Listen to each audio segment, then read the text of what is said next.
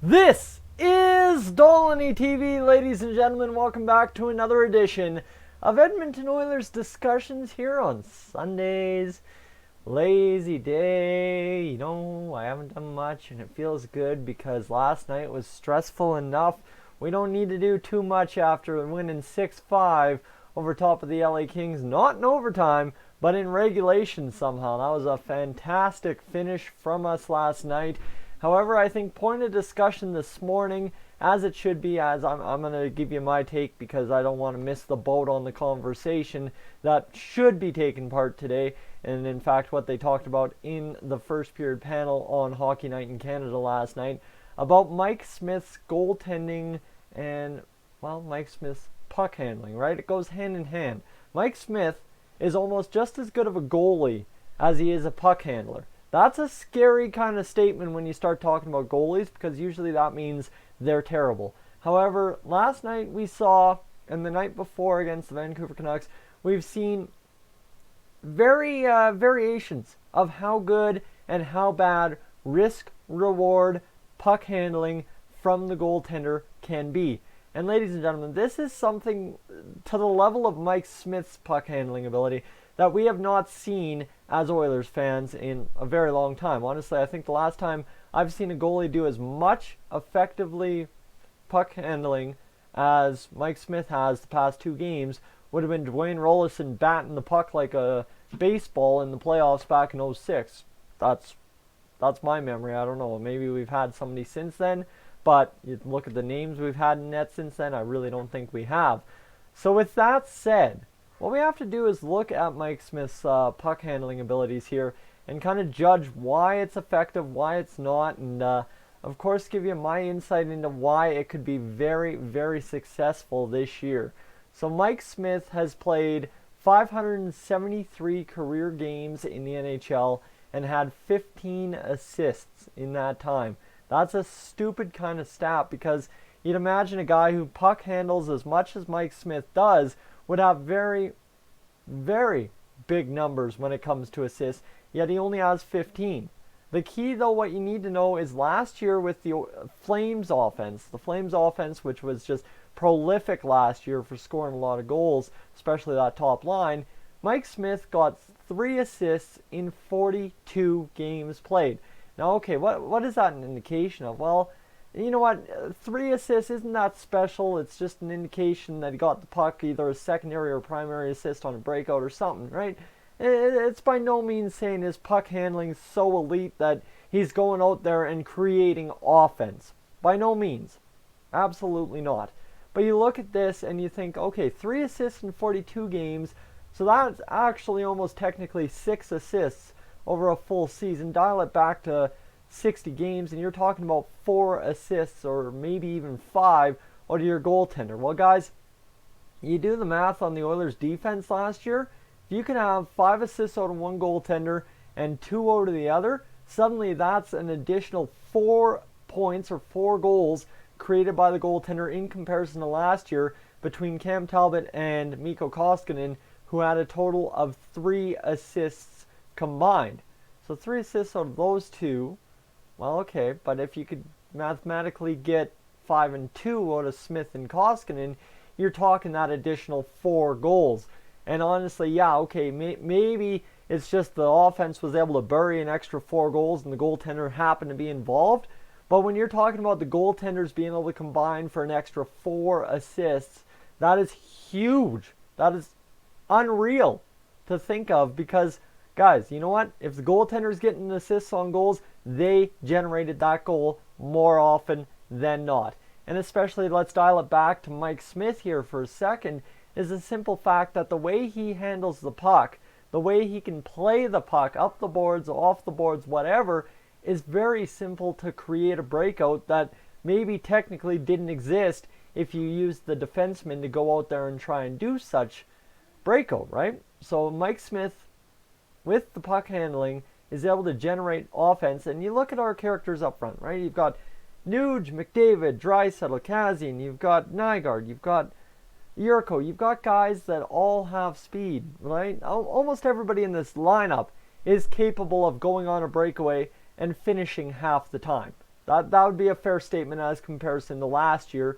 But you think about that, right? Even Colby Cave, I think all he needs is a sprung chance and a really good chance to bury a puck, and his confidence will go from here to there. But you look at the lineup, guys. Any chance they can get to get the puck moving is going to help this lineup score goals. And you dial it back to Mike Smith once again. What's he good at, right? He's good at puck moving, puck stopping. And that's another underrated part of his puck handling ability, is to come out, stop the puck dead, and be able to create a play for the defenseman without having to worry about their wear and tear, right?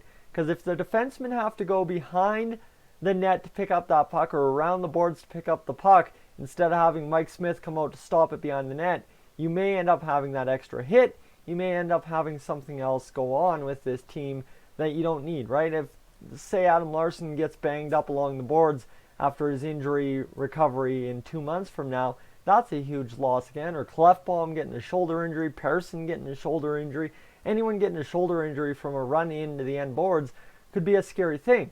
But when you have Mike Smith out there handling the puck and stopping it dead behind the net for the defenseman to pick up, that allows the momentum to continue, and you pretty much just do a J swing from behind the net, right? You come in straight, you come around, and you're on the breakout immediately. And for the Oilers, again, that's not something we've had a lot of the past few 13 years possibly. So to see us kind of be able to go out there and do a different dynamic, and I think that plays into very much what Dave Tippett is looking for out of his Edmonton Oilers club, is being able to move the puck responsibly, move the puck up ice quickly. And if you're doing it efficiently, and that's what I was talking about on the power play the other night, is it's a matter of, if you want to do everything right, you have to do it efficiently. You can't spend too much energy, you can't spend too much time, you can't spend too much effort, right? Energy and effort, kind of the same thing, but it's a combined thing. So you look at it, let's just focus on energy and time. Well, if the defenseman doesn't have to stop up, take a hit, and then go gather up the puck after being hit, right there, less energy spent, less time spent. J swing around the net, up and away you go, and you're good to go. But okay, that's all the benefits. I can go on days for the benefits, but what we have to get to in the last 2-3 minutes of this video here is the simple fact that there are negatives. And I don't need to tell you that we saw them last night. Mike Smith trying to get a quick jump on the puck, ends up turning it over, bang, bang, other side of the ice, back of the net. Dustin Brown scored. That one really hurt, right? A risky chance. Mike Smith came out, called off Darnell Nurse, and really probably shouldn't have. But that's, again, communication is something the D and goalie will have to work on, and I think it will very well be worked on in practice quite a bit all year long.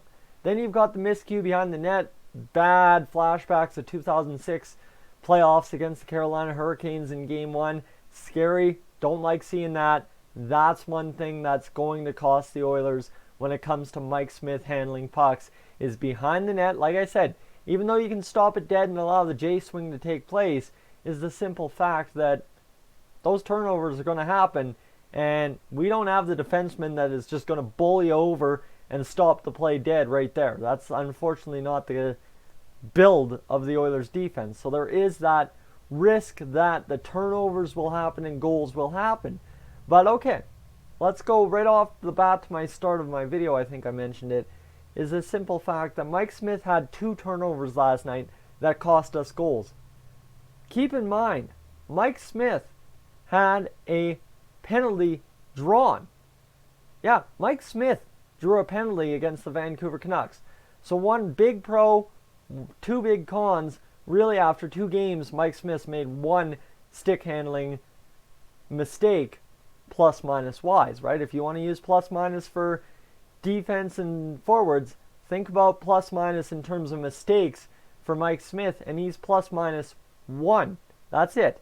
-1 at this point after drawing that too many men call against the Vancouver Canucks. So that's the other dynamic of this puck handling situation for Mike Smith. If he can get it out of the zone and shoot it into traffic at the opposing bench, guys, we are going to be fine and dandy. And you've seen it. We've drawn 3 too many men calls against ourselves already this year, but we've also drawn one for us against the Vancouver Canucks. So it's a mess to start the year, and those get cleaned up very quickly. But Mike Smith has that dynamic ability to maybe draw a greasy 1 or 2 a month or extra, right? And you think about the Oilers' power play, they operate around a 20-25% range depending on the week.